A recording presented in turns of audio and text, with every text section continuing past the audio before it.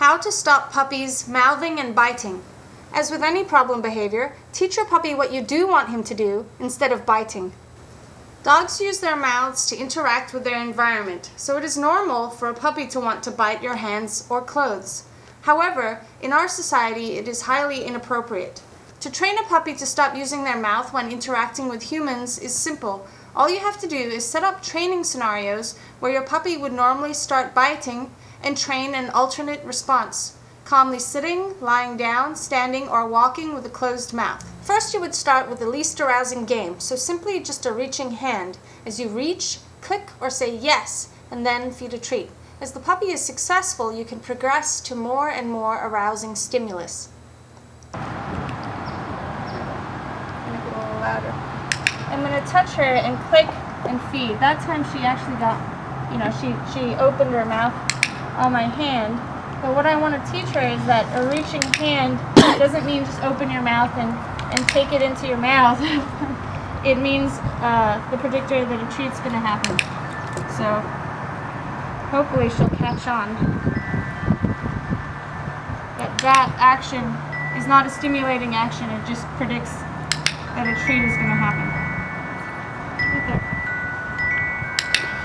And petting doesn't mean get excited either. So hands on you equals click and a treat. And at first you want to start off very, very slowly. You don't want to get too excited and do what people are going to do later. You want to start out with just touch equals treat.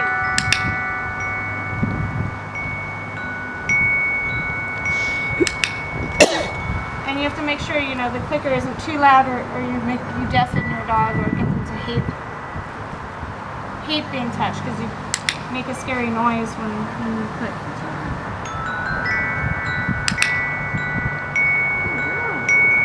Another thing you can do is do all the things that your dog usually would lunge and bite.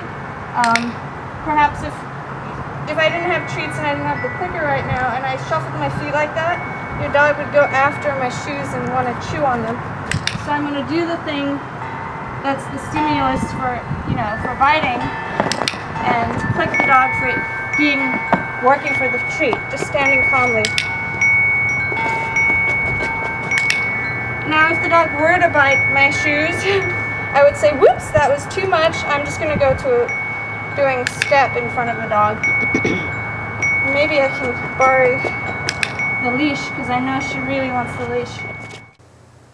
If your puppy's getting too excited by this game, stop and try again later when the puppy is calmer. You can also use a lower level reinforcement if your puppy is too excited about the food, as well as watching my video before you start training with food.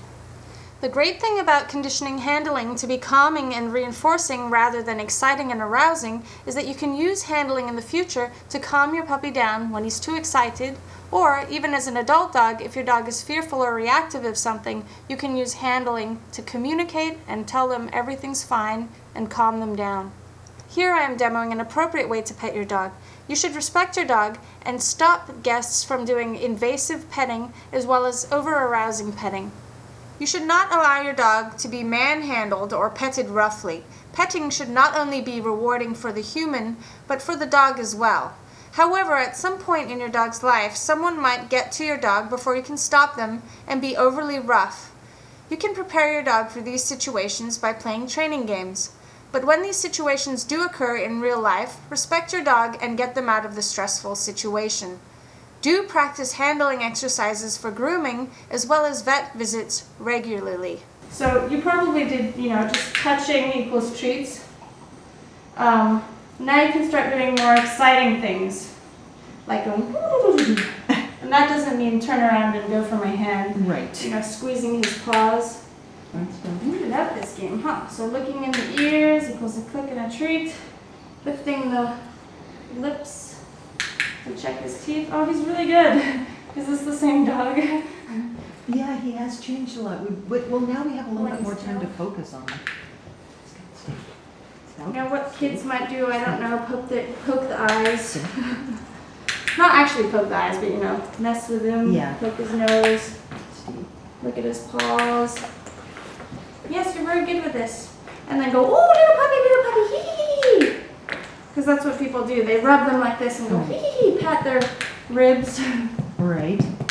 And that just means, you know, the human's doing really arousing stuff and you don't get to do much except lay there. Sadly, that's what happens. Sadly, that's the Okay, truth. it's all done.